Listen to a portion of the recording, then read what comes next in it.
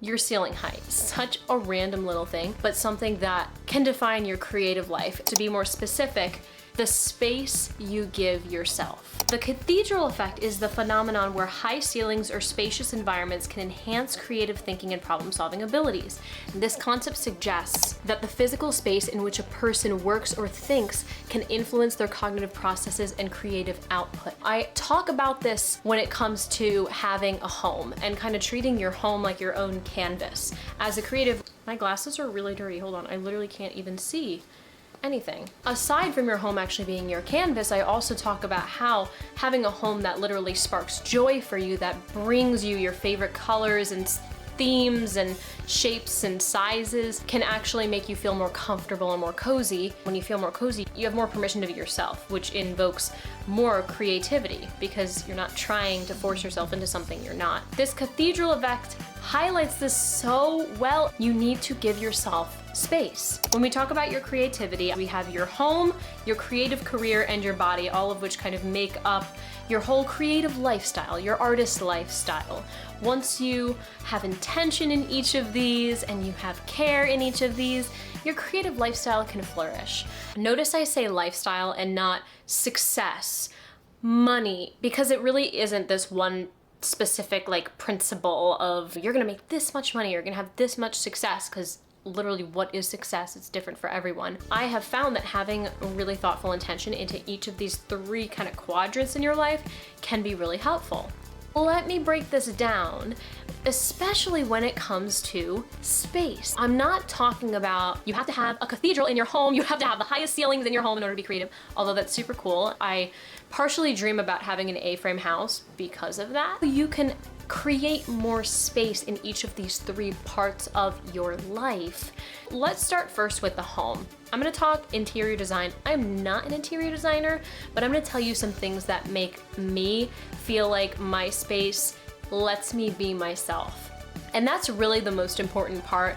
You don't have to be an interior designer. You don't have to follow the trend of having all white things in your home unless you want that. You don't have to be minimalistic or maximalistic or country or whatever interior style you're seeing on Pinterest right now. The key is having a space that sparks joy. Oh my goodness, this has chunks in it. It's really healthy. The taste is actually good, but the chunks is like, the chunks are getting me. What I'm saying is you need a home that first of all sparks joy, not my words, Marie Kondo, and also a home that makes you feel cozy. There's three elements to having this home studio, this home space that sparks joy, is that it has to be cozy, conducive, and curated.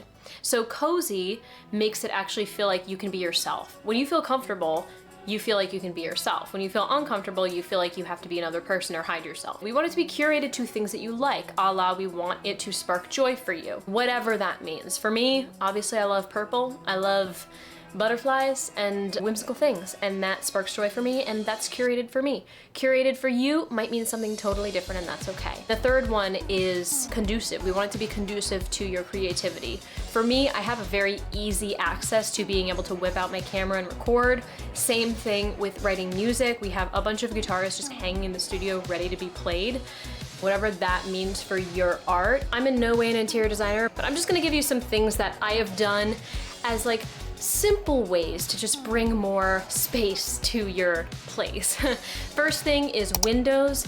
Having as much energy towards like open windows, high windows, large windows. I like to have my curtains really high up and white, pointing attention towards windows and openness, especially if you don't have high ceilings. Whether you're living in an apartment or a home, can help you bring more spatial energy into your home. If you can have a dedicated office for your cozy girl job, that would be amazing, or at least a dedicated space. When I say a cozy girl job, it's my little way of saying this job that is really scalable and sustainable and basically lets you not be a starving artist. Basically the job that you get where you're working remotely, you're working on your own hours, you're working a very low stress, ideally like digital marketing job, a job that creatives are very good at, remotely. And from that, it's really nice to have your own dedicated workspace. I'll be honest, I jump around all over the house. Like when I'm working, I am over here, over here, over here. Sometimes I'm on my bed, sometimes I'm in my office, in front of the couch, in front of the TV, behind the couch, on the kitchen table. I'm in a lot of different areas, and honestly, that's okay. But I think even just energetically having this dedicated space to be like, I have the space specifically for work when I need it, helps remind you, this wasn't showing, now it's showing, that you are worth taking up space. You know how people say like dress for the job you want, not the job you have? It's like treating your potential for financial abundance, treat that as if you already have it. Create a space where you're like, yeah, I work really hard and I make good money doing this because I'm good at what I do. So yes, I do have an office for myself or a space to work for myself. You're placing that energy into the universe and into your home that I'm worth taking up space to make more money. Taking up space, creating more space, allowing space to come in and flow through your life. We also just want to get rid of clutter. I highly, highly, highly recommend Marie Kondo's 2 books, or you can audiobook it like I did, Spark Joy and the Life-Changing Magic of Tidying Up. Actually reverse that, and that's the order that you should read it.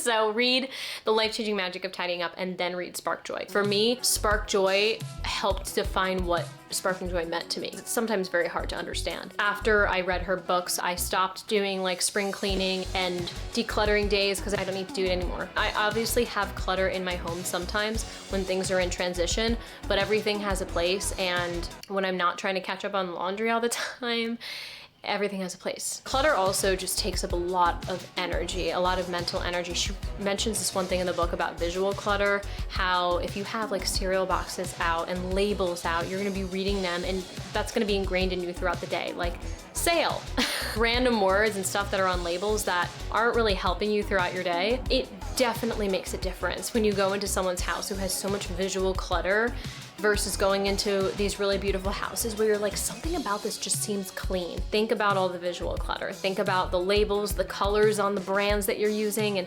hiding those things and literally just seeing if every single thing in your home can spark joy. And if there's anything that doesn't, find a place for it out of sight or get rid of it. I also talk about light colors. I'm not gonna tell you to paint every single wall a light color. I really like dark and moody. If we're talking about adding more space, especially if you're in a small space, a small apartment, and you want to have the illusion that it's bigger, light colors are always gonna bring that element. I would definitely say go with lighter colors on the walls, lighter curtains, lighter bedspreads, and then also lighter fabrics, especially in the spring and summer. Things that will lift the place up and feel like you can come in and you're not bogged down by all these things you have to clean and like heavy, dusty things. Light always brings in this very free-flowing energy. I started doing this. I don't think it's necessary when you're just kind of starting out re-envisioning your space, but I've gotten to the point where I've been starting to invest in nicer things, nicer, prettier things that I use every single day that make me happy. I have like Our Place pans that are this pretty purple color, and I have these collapsible Tupperware, for lack of a better word, but it's not plastic. It's non-toxic, and you collapse it and it's this really pretty matte purple. And so things that I feel like I use every day, food stuff, my backpack, like storage things that you might use every day.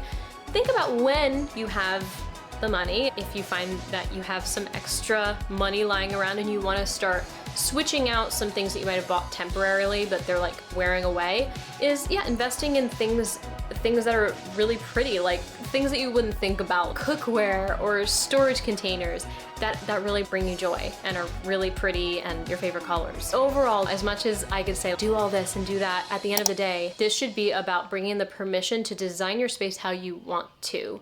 Using Pinterest is an amazing way of getting inspiration. I use it all the time. At the same time, there will be pictures that I'm like, I don't like how they did that. I'm gonna do it this way. There's trends on Pinterest that I don't like. There's trends that I do like. And I want your home to really give you the space and permission to feel like I am not only allowed to take up space here, I'm allowed to create here, to rest, to eat well. I also am allowing this space to give back to me. I'm giving it permission to do what it's best at, which is for me to add character to it and add myself. A home is here so you can make it your own. A home is not gonna feel like a home unless you can really lean into what are my favorite colors? What wallpapers do I love? What patterns do I love? What pictures on Pinterest do I love that I can make into this home and make me feel like I can fully be my most creative, inspired, happy, joyful self? And that's really what this is about. We have a skylight calendar, and it's a calendar that's just so pretty and aesthetic and has the prettiest colors, and also it helps us organize our day. These are things that can be in your home, they can be things that are in your workplace and like your career, which I'll talk about in a second, but just things that spark joy for you. Now let's talk about taking up space in your body and mind. It's so cheesy. I wish there was another way I could say this, but it really is. Your body is your temple. Your mind is your temple. You could not create without these two things. Perhaps more importantly, you can't create from your heart unless you not only have your body and your mind, but they're actually being nurtured and taken care of. Here are some ways that I do this that I found to be really helpful and gives me the space in my creativity, do have creativity really, for lack of a better word. I spend intentional time in nature. I try to get outside every day, which sounds so silly because everyone should be getting outside every day. It's crazy, but for someone who works remotely, sometimes it can be hard, especially as I'm in this cozy girl job now and I could just work from my computer all day. I try to go for walks, even if it's like, let me go outside to go to my car to drive to the library to work. Even that can be a really big difference. Then over the weekends, we like to go on trails and just explore different parts of nature. A lot of this is just, it's intentional time. I'm doing better at trying to ground, which is when you go on the grass without your socks on and you just absorb the earth. It's so good for you. Even if you want to work outside, if you want to be on your laptop and work outside, or watch Netflix outside. I think it would be so cool when we get a house to have some sort of system where we can watch movies outside. I need to put that on my vision board. Having a projector or like a TV outside. It's amazing, like these outdoor movies that people do by the pools. Like when was the last time you watched a movie outside? Spending this time in nature, intentionally enjoying the fact that you're out in nature, and also like bringing the things that you love out to nature. Sometimes I talk about habit stacking, which is this idea that if you want to do something more, you have to pair it onto another habit that you're already doing. If you were already watching Netflix and you want to spend more time outside, then bring Netflix outside. Get a little picnic blanket and some snacks and bring Netflix outside, and there's your sunlight, there's your outdoor time. It might not be the level that you want to be at. Maybe you want to eventually meditate outside, but these are ways to just make it a little bit easier for you. Definitely a big way that affects your body and your mind is exercising, and specifically exercises that spark joy. When I stopped gymnastics, I was like, I guess I have to exercise now. So I would go to the gym and I was so bored. I would just be on the cycle machine and I would be like, but I would watch that 70s show. I would just sit on this cycle machine like, and I knew I really wasn't getting a workout, but I didn't really know what else to do. Now I go on my roller skates, I go running. Running is really actually not fun at all, but I just sometimes do it, shake things up. Help me make running fun. If anyone has any suggestions to make running fun, please drop it in the comments. I'll go to the gym and lift weights. I think that's fun every once in a while. Hot yoga. I am going to a 6 a.m. hot yoga class tomorrow. What exercises spark joy for you? What things did you love doing as a kid? Did you love rock climbing? Go rock climbing. Find a rock climbing gym. Did you love swimming? Go join a YMCA and start swimming. Exercise does not have to be boring. And again, all of this has to do with giving yourself the space to create. That means allowing your body to be healthy enough to be able to do the things you want it to do. If you're a dancer, you want to be able to be flexible. Even if you're not, if you're an artist, you want to be able to be on your feet for several hours and not be tired. You want your mind to be super excited to start the day. You want it to be constantly on track, and you want to just physically feel good. I feel like everyone can agree that feeling good is better than not feeling good. Connecting with your local community can also give you more of a space geographically in your area. When we first moved here 2.5 years ago, I really didn't know that many people here. We had moved from New Jersey to South Carolina. It took me a while to really find a community and be okay with meeting people for coffee. I would always get so anxious about that, and now I'm like, yeah, let's meet for coffee, let's do this. Oh, hey, there's a class over here. You wanna do it? You wanna take this class together? I'm so much about that, because having more of a stretch of space with others, I don't know. It makes me feel like I have more permission in the world. I'm less nervous around other people, and I feel like I can just be myself. I don't know if that makes sense. For you, this could be about your art, your creative career. Are there meetings that you can go to? Are there group therapy sessions? Are there like girls clubs or reading clubs? Like anything you can think of, career-wise, not career-wise. Do you love knitting and you want to knit with a bunch of people? If you can't think of anything else, likely each and every one of you watching this has some sort of local library. You go to the library or you go on the website and you look at the events. Just start there, even if that's really hard. The library is open to everyone, and maybe you can meet some cool people. I'm really grateful that there's a lot of stuff happening in our area. At our Lowe's grocery store, there's always different events and stuff, and I'm like, wow, yeah, that's so cool. Trivia, and just remember that you're allowed to take up space in places other than your art as well, in your community. What does your community mean to you, and how can you interact more with your community? I find even there are so many things around me that I'm like, wait, yeah, why am I not doing that? There might be things around you in your area where you're like, I moved here because I was near the lake and I never go by the lake.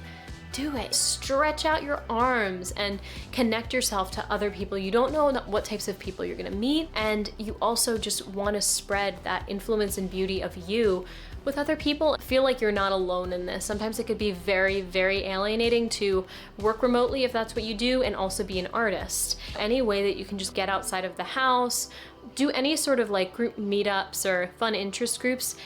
And it's really cool to meet people in your area. A lot of artists find that hard, and I completely understand that. This also means, I know it sounds so cliche, but self-care and you time. I spend time driving to get a facial and just get my eyebrows done, getting massages, going to acupuncture, or even just sitting in a sauna, whatever that means to you, whatever your self-care is. You need that to take up space. I can't imagine what it feels like to not feel like you deserve things like that, to not feel like you are worth things like that. I know things can get expensive, so even self-care, that's using the massage chair at Planet Fitness, that comes with your membership. It's not free, but it's part of your membership, so it doesn't cost anything extra. What things are you already a part of? Do you have an oil diffuser at home that you just turn on every day? That's self-care, if you don't have the funds yet to be able to have other sorts of self-care. I think a lot of us need to be reminded that that's gonna make us better artists and better people. We can't pour from an empty cup. As creatives, we can't write or draw or do our art unless our cups are filled. I would not have said meditation a few months ago, but Static got a subscription to Headspace, and I'm honestly obsessed with it. I love it so much. We fall asleep to it every night. We use it sometimes throughout the day. If he's getting a little anxious, I'm getting a little anxious. There's also some study music too, so you could turn that on while you're working. It's a really nice guided way for a bunch of different situations, going to sleep and waking up and in the middle of the day, to just recenter yourself. If you like what you're hearing so far, I would love it if you subscribed. That would be so cool. And if you learned one thing from this video so far that you can apply to your art, I would love it if you hit the like button too. Now we're going into space in our careers.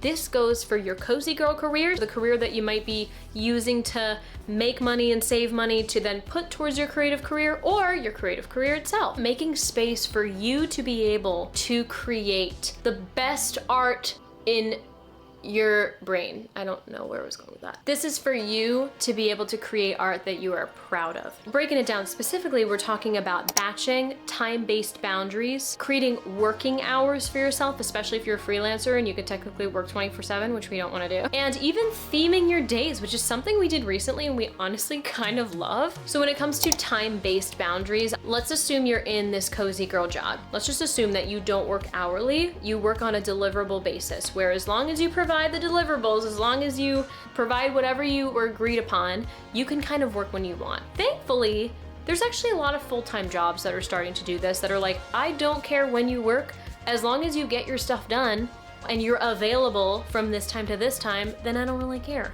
I think it's becoming more and more common. When we are lucky enough to have these jobs, and if you don't have this yet, then that's okay, because this is what you should be looking for. When you're looking for these cozy girl jobs, you should be looking for, would I possibly be able to create some boundaries with this? Using time tracking apps. I'm actually using one right now. I have an hour and a half to film this YouTube video, and then I'm spending 2 hours later to batch create some client work, and then I have an hour and a half after that to batch create my own blog's work. Really creating these time barriers and restrictions can really help you. If we're working online on our laptops, we can get very distracted very easily. And not that we're not hard workers, but we can get really distracted in the sense of, I should work on this, but then this email came in. Oh, but then I should work on my blog, and then I should work on this.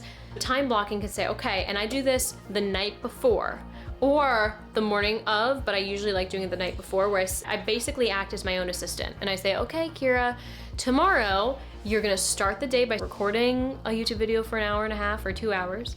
Then you're gonna have a break, and then you're gonna spend 2 hours on this. And I kind of am my own assistant and time block and use time tracking apps to block out that time. That works in tandem with this time blocking in a calendar, but I use time tracking apps to basically help monitor, okay, how long is this actually taking? For a YouTube video, I can see right now how long this is taking on the camera, but for other things, sometimes I'm like, oh gosh, I have to work on client work, it's gonna take 8 hours. It's like, wait, no.